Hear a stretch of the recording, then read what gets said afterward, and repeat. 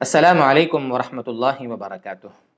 پیارے دوستو، عزیز بھائیو، کسی بھی عمل کا جو آخری مرحلہ ہوتا ہے وہ انتہائی اہم ہوتا ہے۔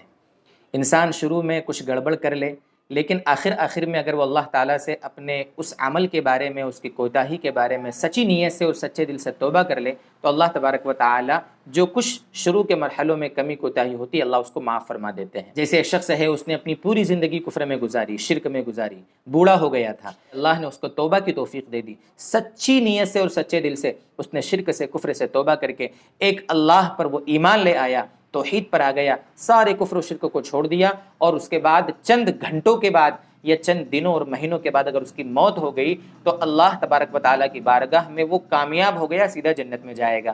پتہ کیا چلا کہ شروع کے جو ایام ہوتے ہیں اگر ان میں کچھ کمی کوتاہی اور بعد میں سچی نیت سے اگر توبہ کر لی جاوے اور اس کمی کوتاہی کو دور کرنے کی فکریں کی جاوے تو اللہ تعالیٰ اس آخر مرحلے میں جو کچھ اس نے عبادتیں کی ہیں، جو کچھ اچھا کام کیا ہے اور جو کچھ اس نے پہلی زندگی سے توبہ کی ہوتی ہے، اللہ تعالیٰ کی بارگاہ میں وہ قبول ہو جاتا ہے۔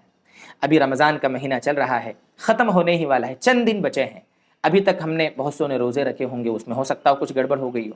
ہم نے تراویح پڑھی ہے، قرآن سنا ہے، خیر خیرات کی ہے، تلاوت قرآن کریم کا اہتمام کیا ہے، یہ ساری چیزیں ہم نے کی۔ ہو سکتا ہو ان میں کچھ غفلت ہوئی ہو، کچھ کوتاہی ہو گئی ہو، تو آخر جو مرحلہ ہوتا ہے اس کو وصول کرنے کی خوب کوشش کی جاوے۔ آخر عشرے کے اندر طاق راتیں ہوتی ہیں، 23ویں شب ہوتی ہے، 25ویں شب، 21ویں شب، 27ویں شب، 29ویں شب، یہ جو طاق راتیں ہوتی ہیں ان میں خاص طور سے اللہ تعالیٰ سے توبہ کرنا، اپنے گناہوں کی اللہ سے معافی مانگنا، خوب اللہ تبارک و تعالیٰ سے عفو درگزر طلب کرنا، ان ساری چیزوں کا اگر اہتمام کیا جائے تو ایک حد تک انشاءاللہ پورا ہمارا مہینہ اللہ کی بارگاہ میں قبول ہو سکتا ہے۔ خاص طور سے طاق راتوں کے اندر قضاء عمری کا اہتمام ہو، استغفار کا اہتمام ہو، جنت کا سوال ہو، جہنم سے پناہ مانگی جاوے، استغفار کیا جاوے، صلاۃ التسبیح کا اہتمام کیا جائے۔ طاق راتوں میں شب قدر بھی ہو سکتی ہے، امکانات ہوتے ہیں، اس وجہ سے خوب اہتمام کیا جاوے۔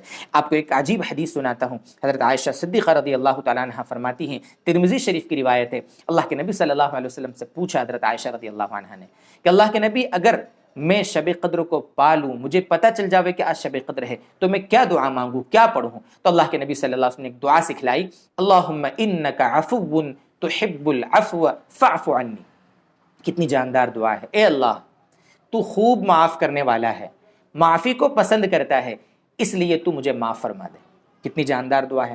ہو سکتا ہو کمیاں کوتاہیاں رہی ہو، عمل کر کے اللہ سے ڈرتے رہنا چاہیے کہ پتہ نہیں میرا عمل اللہ کی بارگاہ میں قبول ہوگا کہ نہیں، اور عمل کر کے دل میں خوشی بھی محسوس ہو کہ بہت سارے اللہ تیرے بندے ہیں جن کو اعمال کی توفیق نہیں ہوئے، اللہ تیرا شکر ہے، جیسے بھی ٹوٹے پھوٹے تو نے مجھ سے اعمال کرا لیے، اے اللہ اس کو قبول فرما لینا۔ استغفار ہو، استبشار ہو عمل کے ختم پر، اللہ سے معافی بھی مانگی جاوے اور خوشی کا دل میں اظہار بھی ہو کہ اللہ تو نے یہ نیکیاں کرنے کی مجھے توفیق دی ہے۔ اس طریقے سے انشاءاللہ یہ آخر رمضان کے جو ایام ہیں ہم گزاریں گے تو ہو سکتا ہے اللہ تعالیٰ پورا ہمارا مہینہ اپنی بارگاہ میں قبول فرما لے۔ وآخر دعوانا ان الحمد للہ رب العالمین۔